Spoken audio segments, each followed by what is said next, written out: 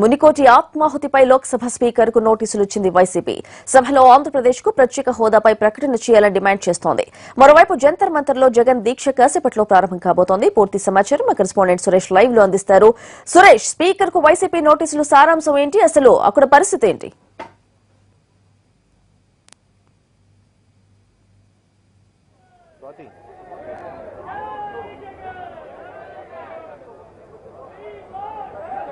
స్వాతి, ప్రస్తుతం మనం ఉన్నాం జగన్మోహన్ రెడ్డి ప్రత్యేక హోదా కోసం దీక్ష చేసినటువంటి పార్లమెంట్ స్ట్రీట్ దగ్గర. ఇక్కడ చూస్తున్నాం దీక్షకు సంబంధించినటువంటి ఏర్పాట్లన్నీ పూర్తి చేశారు.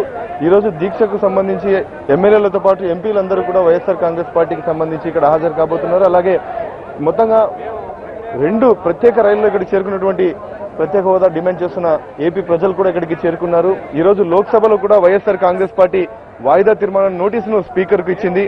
ప్రత్యేక హోదా పైన తిరుపతిలో కోటి అనే వ్యక్తి చనిపోయినటువంటి విషయాన్ని లోక్సభ దృష్టికి తీసుకెళ్లి ప్రత్యేక హోదాను వెంటనే సాధించాలన్నటువంటి డిమాండ్ తో ఈ రోజు వెంటనే కేంద్ర ప్రభుత్వం ప్రకటించాలని చెప్పి డిమాండ్ తో స్పీకర్ కు నోటీసులు ఇచ్చినటువంటి సంఘటన చూసాం. సో ఎంపీలందరూ కూడా హౌస్ లో ఈ రోజు ఈ విషయాన్ని లేవనెత్తున్నారు. 0 అవర్ లో లోక్సభ స్పీకర్ వీళ్ళకి అవకాశం ఇచ్చేటువంటి సందర్భం ఉండేటువంటి సమాచారం ఉంటుంది. అయితే మొత్తంగా చూస్తున్నాం ఇక్కడ జగన్మోహన్ రెడ్డికి సంబంధించినటువంటి దీక్ష ప్రత్యేక హోదా ఏపీ ప్రజల హక్కు అని చెప్పి ప్రత్యేక హోదాను సాధించడమే మా లక్ష్యం అని చెప్పి ఇక్కడికి వందలాదిగా వేలాదిగా వైఎస్ఆర్ కాంగ్రెస్ మద్దతుదారులతో పాటు ప్రత్యేక హోదా కోరుకుంటున్నటువంటి వారందరూ కూడా ఇక్కడికి చేరుకున్నారు. ఏపీ స్పెషల్ స్టేటస్, ఇది ఏపీ స్టేట్ రైట్ అంటూ జగన్ వాయిస్, పీపుల్ వాయిస్ అంటూ కూడా ప్లకార్డులు పట్టుకొని ఇక్కడ పార్లమెంట్ స్ట్రీట్ దగ్గర ఆందోళన కొనసాగిస్తున్నటువంటి పరిస్థితులు ఇక్కడ కనపడుతున్నాయి. మొత్తంగా ఈ రోజు ఉదయం నుంచి 10 గంటల నుంచి సాయంత్రం 5 గంటల వరకు ఈ దీక్షను కొనసాగించేందుకు జగన్ ఇక్కడ ఏర్పాట్లు చేసుకున్నారు. అయితే వాతావరణం ప్రస్తుతం అయితే